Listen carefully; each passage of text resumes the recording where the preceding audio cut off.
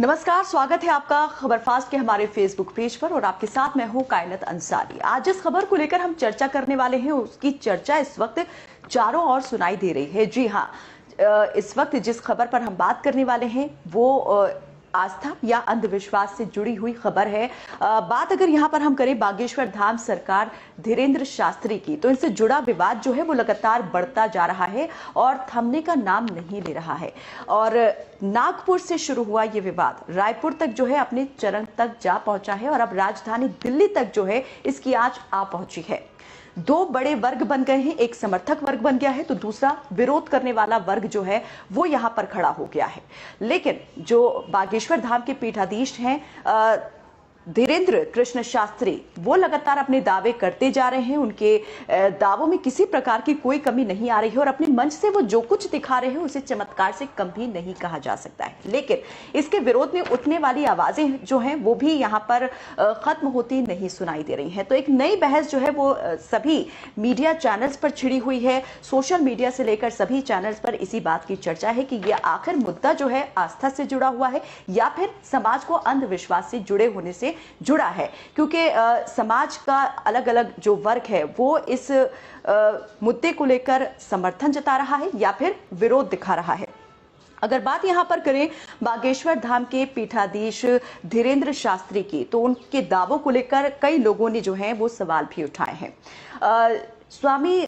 शंकराचार्य स्वामी अवि मुक्तेश्वरानंद ने उनके दावों को लेकर सवाल उठाए और कहा कि अगर इतने ही चमत्कारी है बाबा, तो जो जोशी मठ है उस वहां पर जो घरों में दरारें आई हैं उनकी दरारों को अपने चमत्कार से वो ठीक कर दें, तब कहीं मानेंगे कि वाकई में बाबा जो है वो चमत्कारी हैं। उधर अगर बात यहाँ पर नागपुर के अखिल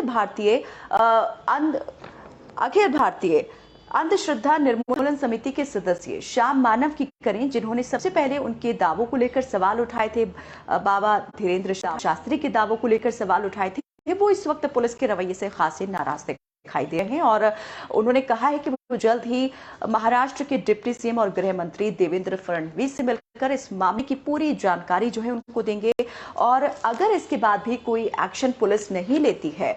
तो उसके बाद वो कोर्ट का दरवाजा भी खटखटाएंगे, ऐसी उन्होंने धमकी यहां पर दे दी है। तो एक तरफ विरोध के स्वर तेज हो रहे हैं तो दूसरी तरफ जो है जो समर्थक वर्ग है वो भी लगातार बढ़ता जा रहा है। मंदिरों में बाबा धीरेन्द्र शास्त्री के लिए हनुमान चालीसा का पाठ हो रहा है। उधर मध्य प्रदेश में अगर बात करें तो मध्य प्रदेश में एक बड़ा वर्ग जो है बाबा धीरेन्द्र शास्त्री के समर्थन में खड़ा हो गया है।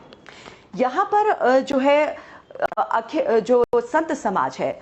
संत समाज मध्य प्रदेश संत पुजारी जो संघ है उसने एक बैठक की है जिसमें प्रस्ताव पारित किया गया कि वो बाबा के समर्थन में है और इस संगठन से करीब 50,000 जो संत समाज के लोग हैं वो जुड़े हुए हैं। तो समझा जा सकता है कि अपने आप में कितनी बड़ी ये ताकत जो है वो रखते हैं और इस तरीके से बाबा धीरेन्द्र शास्त्री का वो समर्थन कर रहे हैं। उधर सियासत जो है इस मामले को लेकर वो भी गर्माती दिखाई दे रही है। एक तरफ जहां पर समाज के जो धार्मिक वर्ग हैं वो तो इस मुद्दे को लेकर एक दूसरे पर सवाल उठा ही रहे हैं, दावों को लेकर वो प्रश्न चिन्ह लगा ही रहे हैं, तो दूसरी तरफ जो है जो सियासी पार्टियां हैं वो भी इसको लेकर जो है अपना एक अलग ही दावा ठोकती हुई दिखाई दे रही हैं। आस्था का ये सवाल है क्योंकि इसलिए भी बड़ा हो जाता है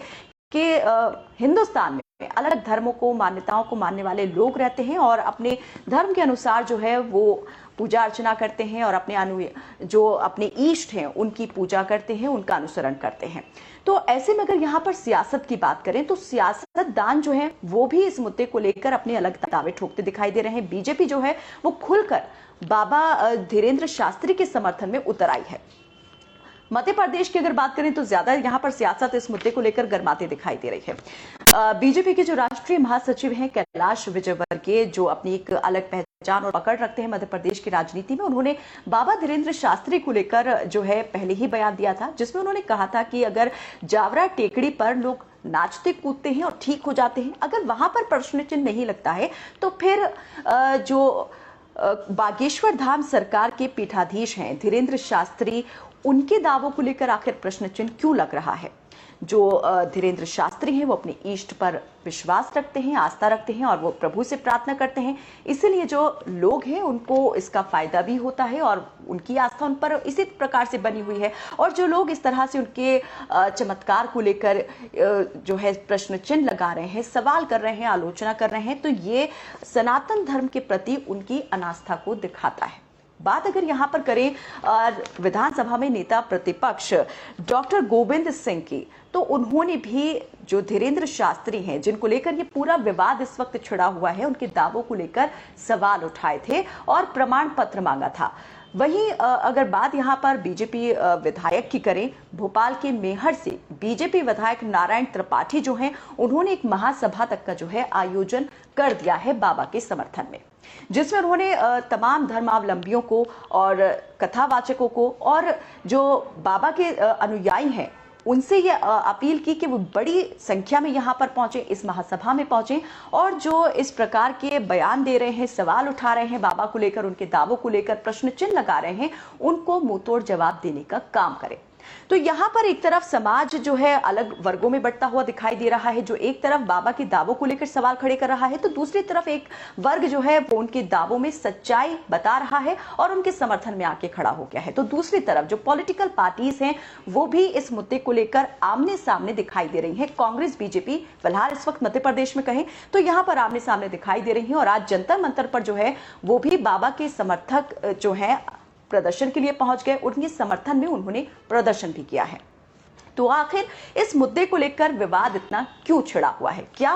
प्रश्न जो है वो इस बात को लेकर है कि अंधविश्वास की ओर समाज ना जाए और उसे बचा लिया जाए? क्या विवाद इस बात को लेकर छिड़ा हुआ है या फिर असहजता है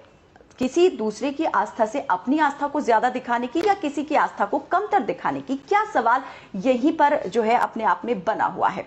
फिलहाल इसका सही जवाब क्या है ये तो वक्त के साथ ही पता चलेगा, लेकिन अभी अगर बात करें तो इसको लेकर चर्चाएं भी गर्म हैं और वाद विवाद जो है वो भी लगातार सामने आ रहे हैं। चलिए फिलहाल के लिए मुझे दीजिए इजाजत और आप हमारे जो खबर फास्ट चैनल है उसको तमाम दूसरे सोशल मीडिया प्लेटफॉर्म पर देख सकते हैं, लाइक कर सकते हैं, सब्सक्राइब कर सकते हैं।